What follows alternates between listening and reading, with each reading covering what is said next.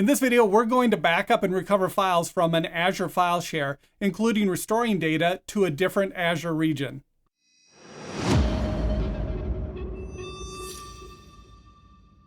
Hello everyone, I'm Travis and welcome back to the channel. In a previous video, we covered Azure Backup, including vaults, backup policies, and protecting an Azure virtual machine. If you're just getting started with Azure Backup, make sure to check out that video. You'll find the link in the description below. In this video, we're focusing on Azure Files backup and recovery, including how to recover a file share to a different Azure region when disaster recovery is needed. Before we get started, please like, subscribe, and share the video with a friend or colleague. And if you'd like to go deeper with Azure, check out my courses using the links below. Also, a big thanks to my channel members. Your support is greatly appreciated. Back to it. This video picks up where the previous one left off. That video started with an overview of Azure Backup and then protected an Azure virtual machine. Now we're turning our attention to Azure Files and how to back up and restore an Azure File Share. Coming up, I'll show you how to protect an Azure File Share that happens to host FSLogix profiles. There's a reason I chose this example. If you're using FSLogix or any other workload that depends on high-performance Azure files, you're likely using a premium file share. And because premium file shares don't support geo-replication, recovering data in another region can be challenging. Azure Backup provides a way to protect that data and recover it in a paired region if needed. And don't worry if you're not using FSLogix, the same backup and recovery process applies to other Azure file workloads. When backing up Azure files, there are two available backup tiers, the Snapshot tier and the Vault Standard tier. Snapshots are stored as part of the Azure File Storage account itself.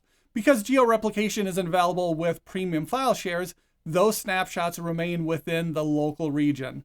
Depending on how those storage accounts are configured, they may be protected with locally redundant storage or zone redundant storage, but they're not copied to another Azure region. With the Vault Standard tier, that process is different. Azure first creates a snapshot of the file share, then copies that backup data into a recovery services vault. By using a geo-redundant vault, the backup data is replicated to Azure's paired region. That means we can use the replicated backup data to recover the file share to another region if necessary. As a quick refresher, every Azure region has a designated paired region within the same geography. Azure geo-replication uses these paired regions to provide regional resiliency and disaster recovery capabilities. In the demo, we'll start by configuring backup protection for an Azure file share and connecting it to a geo-redundant recovery services vault. Then we'll start the initial backup. Once the backup is complete, we'll restore an individual file from the backup. After that, we'll restore the entire file share to a different folder within Azure Files. And don't forget, if soft delete is enabled, recovering the share may be as simple as restoring it directly from soft delete. That may be the fastest recovery option available. After the vault data is replicated to the paired region, we'll walk through a cross-region restore and recover the file share to a different Azure region. Geo-replicated backup data isn't immediately available in the secondary region, so there will be a delay of up to 12 hours before cross-region recovery is available. Also, cross-region recovery is a one-way process. Azure Backup doesn't provide a fallback mechanism. If later you need to move the backup data to the original region, you'll have to perform another backup and restore operation in the other direction. If you'd like to follow along in the upcoming demo, you'll need an Azure File Share to protect, along with a recovery services vault located in the same Azure region. For the demo, a geo-redundant recovery service vault with cross-region restore enabled has already been created in the same region as the source file share. You'll also need a destination Azure file share in the paired Azure region if you want to test cross-region recovery. If you're not sure which regions are paired, I've included a link to more information in the description below. And of course, you'll need the appropriate permissions to configure and manage Azure Backup. Let's jump into the Azure portal to get started. Here we are in the Azure portal. And first, we'll create a new policy and enable backups on the file share. This could also be done when creating the share. Let's go to Resiliency and open Protectable Resources. Open Configure Protection. The resource is managed by Azure. The data source type is Azure Files, and the solution is Azure Backup. Once selected, click Continue. Next, we need to select the vault. This is a recovery services vault I created earlier with geo-redundant storage and cross-region restore enabled. Click Continue. Next, we have to select a storage account. If you don't see yours, close it and try again. Keep in mind, however, the vault and storage account has to be in the same region. Select the storage account with the file share and click OK. It may take a minute for the storage account to register to Azure Backup. Next, select and add the file share you want to protect. Once that's added, we'll create a new policy. I don't like the default name, so let's edit the policy. Update the name if you like. Next, we have the tiers, and this is important. With the snapshot tier enabled, Azure Backup will only manage those snapshots. A snapshot is a property of the storage account, and this is a premium file share that doesn't support GRS. So the snapshots will only exist in one region. If we select Vault Standard, now the backup will first take a snapshot, and then it will copy that snapshot data to a vault. This is a GRS vault, so the data will be copied to the paired region. Next, we'll set the frequency. Let's change this to hourly, every 6 hours starting at 8 a.m. for 12 hours. Set the time zone for the schedule. You may want to increase the frequency for production environments. We also have the option to save the snapshots for a number of days. Remember, recovery from a snapshot is always faster than the vault. We'll leave that set to 5 days. And after that, we can set the retention. Here for the demo, I'll set it to 7 days. Production backups will likely be different. Once ready, click OK. And if that all looks good, enable the backup. This may take a minute to finish. The video will pause until it's done. The deployment finished. The next and first backup will run based on the schedule we selected. We can start a backup job on demand from the Recovery Services Vault or from the file share. Let's open the file share. Once at the file share, go to Operations and then Backup. There are no recovery points yet. Let's create one by selecting Backup Now. Select the retention time for the backup and click OK. That starts the initial backup job. This is a vaulted backup, so it will take some time to finish. The total time will depend on the size of the file share. We don't get a lot of information from this view.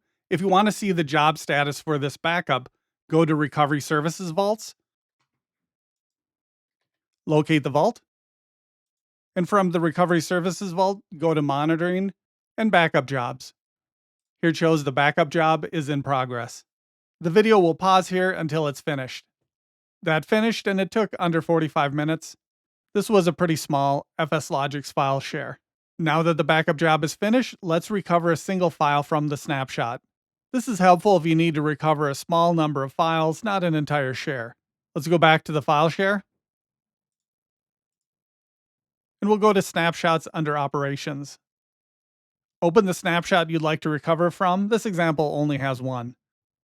From here, we can drill down into the folders and locate the file we want to recover. The menu on the left has an option to download or restore. You can download the file if that's a convenient way to recover. For a VHD, we may want to download the file and recover a file from within that virtual drive. If we select Restore, we have an option to restore the file to the same directory with a different name, or overwrite and replace the existing file. We could use this, for example, if the file was corrupt and we want to recover from an older version. Let's cancel this and see how to recover data from the Recovery Services Vault. First, we'll go to the Recovery Services Vault, open the vault, open Protected Items, then Backup Items. Select the backup type, Azure Storage for this example, and from here we can see the backup items. From the menu on the right, we have the option to backup now, restore the share, recover a file, and stop the backup. If we go to File Recovery, here are similar options to what we just looked at. We can select the restore point. There's only one. We can restore to the original location or an alternate location. If we restore to the original location, we can overwrite existing files or skip existing files. We can go to Add Files. And from here, we can select the file or folders we want to recover. Let's cancel this. We also have the option to restore a share. Here again, we select our restore point. And just like before, we can restore to the original location or an alternate location. Let's restore it to an alternate location, and we'll leave the folder name in place. So it won't overwrite the existing file share. It's going to restore to a subfolder on that share. That starts the recovery. If we go back to our Recovery Services Vault and go to Backup Jobs under Monitoring, here we can watch the progress again. The video will pause here until that's done. Okay, that finished. Let's go to the file share on the storage account we recovered the data to. We'll browse the file share. There's our recovery folder. And if we go in that, we have the contents of the share. This recovers the entire share, but in a subfolder, so the source stays in place. We're not overwriting the source. Next, let's restore the share, but this time to a different region. For this example, I created an Azure Files storage account and share in the paired region. East US 2 is the paired region for Central US. The first thing we'll do is verify that the Recovery Services Vault supports cross-region restore. Go back to the Recovery Services Vault and open the vault. Once in the Recovery Services Vault, go to Properties and then select Update under Backup Configuration. Verify cross-region restore is enabled. If not, you won't be able to do a cross-region restore. Next, go to Backup Items under Protected Items. Notice at the top, there's an option for primary and secondary region. Select secondary region and open Azure Files. Select Restore Share from the Backup Item menu. Just like before, select the restore point you want to recover from. It can take 12 hours or maybe even longer for the data to replicate from the primary to the paired region. If you don't see a restore point, verify enough time has passed for that data to replicate to the paired region. Select the restore point and click OK. The only option is to restore to an alternate location. This time, select the storage account in the paired region and the file share you want to restore to. From there, click Restore. This too will take a while to recover. We can monitor the status by going back to the Recovery Services Vault and go to Backup Jobs under Monitoring. The video will pause here until it's finished. The restore finished. Let's go to the recovery storage account in the paired region. Go to the file share, the one we recovered the data to. And if we browse the share, here's the data we recovered. We now have all of our files, FSLogix profiles for this example, recovered to the paired region. And keep in mind, this is a one-way process. If this data is modified and it needs to go back to the original region, we have to go through this process again. That's how you use Azure Backup for Azure Files to protect a share, restore individual files, recover entire file shares, and even perform a cross-region recovery to a paired Azure region. If you found this video helpful, please like, subscribe, and hit the notification bell so you don't miss future Azure tutorials. Thanks for watching, and I'll see you in the next video.